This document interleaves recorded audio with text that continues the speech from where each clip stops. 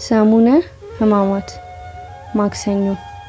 በእውነት ደዌያችንን ተቀበለ ሕማማችንንም ተሸከመ። ጌታችን መድኃኒታችን ኢየሱስ ክርስቶስ ከሰሙነ ሕማማት ዕለታት ውስጥ በዕለተ ማክሰኞ ያከናወነውን የድህነት ሥራ ለምን የጥያቄ ቀን ተባለ? ምንስ ተግባር ተከናወነ? የትምህርት ቀንስ ለምን ተባለ? የእነዚህን ጥያቄ መልስ ለማግኘት ሙሉ ቪዲዮውን ይመልከቱ። የጥያቄ ቀን። በዚህን ዕለት ጌታችን መድኃኒታችን ኢየሱስ ክርስቶስ ስልጣኑን ተጠይቋል። ሰኞ ባደረገው አንጽሖተ ቤተ መቅደስ ምክንያት ሹመትን ወይም ስልጣንን ለሰው ልጅ የሰጠው ጌታችን ስለ ስልጣኑ ተጠይቋል። ጠያቂዎቹ የካህናት አለቆችና የሕዝብ አለቆች ሲሆኑ ጥያቄውም ትምህርት ማስተማር፣ ተአምራትን ማድረግ፣ ገበያ መፍታትን በማን ስልጣን ታደርጋለህ? ይህንን ስልጣን ማን የሰጠህ? የሚል ነበር። ይህ ጥያቄ ጌታችን ሰኞ ዕለት ሁለት ነገሮችን ማከናወን ተከትሎ የተነሳ ጥያቄ ነው። ይኸውም ጌታችን ሲያደርጋቸው የነበሩት ተአምራትና ድንቅ ስራዎችን የካህናት አለቆችን ስላስቀናቸው ጌታችንን ከሮማ መንግስት ባለስልጣን ጋር ለማጋጨት የቀየሱት ስልት ነበረ። ጌታችን በቤተ መቅደሱ የነበሩ ነጋዴዎችን አባሯል። መደባቸውንም ገለባብጧል።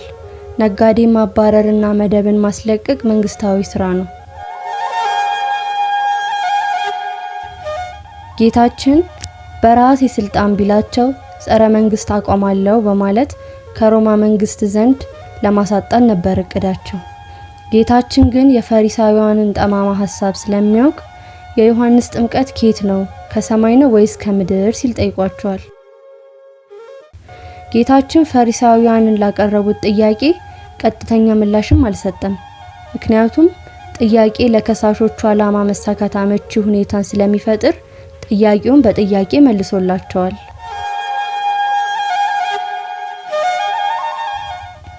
እነርሱም ከሰማይ ነው ቢሉት ለምን አላመናችሁበትም እንዳይላቸው፣ ከሰው ነው ቢሉት ደግሞ ህዝቡ ዮሐንስን እንደ አባት ይፈሩት እንደ መምህር ያከብሩት ነበርና ህዝቡ እንዳይጠላቸው ስለፈሩ ከወዴት እንደሆነ አናውቅም ብለው መለሱለት። እነርሱም እንዲህ ስለመለሱለት እርሱም እኔ ማንን ስልጣን እንደዚህ እንደማደርግ አልነግራችሁም አላቸው። ይህንን ጥያቄ መጠየቃቸውም እርሱ የሚያደርጋቸውን ተግባራት ሁሉ በራሱ ስልጣን እንዲያደርግ አታውት አልነበረም። ልቦናቸው በክፋትና በጥርጥር ስለተሞላ ነበር እንጂ። ዛሬም ቢሆን መልካም ስራን በሰራን ጊዜ ከልዩ ልዩ ወገኖች የሚመጡ ፈተናዎችና ለመልካም ስራ እንቅፋት ሊሆኑ እንደሚችሉ መገንዘብ አለብን። ብዙ ወገኖች ለቅን ሐሳባችን ለምን ሰዎች ክፉ ነገር ይመልሱልናል በማለት ሲጠይቁ ይሰማል። ለቅን ሐሳባችን ከዓለም ዘንድ ተቃራኒ ነገር የሚጠብቀን ለመረዳት ዓለምን የሚወደው የገዛ ወገኑ ነው የሚለው የጌታችን ትምህርት ልብ ይለዋል። በዘመናችን አሳልፈው ሊሰጡን የሚፈልጉ ሰዎች ፈታኝ ጥያቄ እንደሚያቀርቡልንም ከወዲሁ ልንገነዘብ ይገባል። ዳግመኛ ይህን ዕለት ጌታችን ስለ ዳግም ምጽአቱ ሰፊ ትምህርት የሰጠበት ዕለት ነው።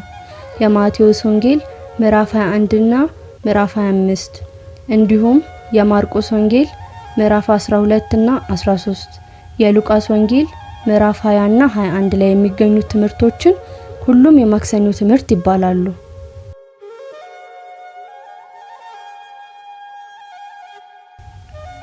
የትምህርት ቀን። ይህች ዕለት ዕለተ ትምህርት ወይም የትምህርት ቀን በመባል ትጠራለች።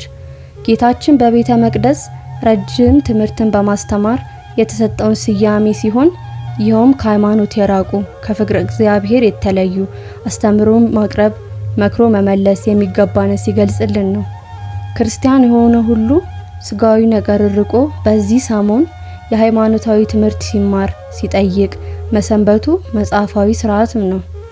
ከብዙ በጥቂቱ ስለ ዕለተ ማክሰኞ በዚህ መልክ ከተመለከትን የቀሩትን የሕማማት ዕለታት በሰፊው ዘን ወደ እናንተ ስለምናቀርብ እስከዛው ሰብስክራይብ በማድረግ ቤተሰብ ይሁኑ እንላለን። ወስብሐት ለእግዚአብሔር።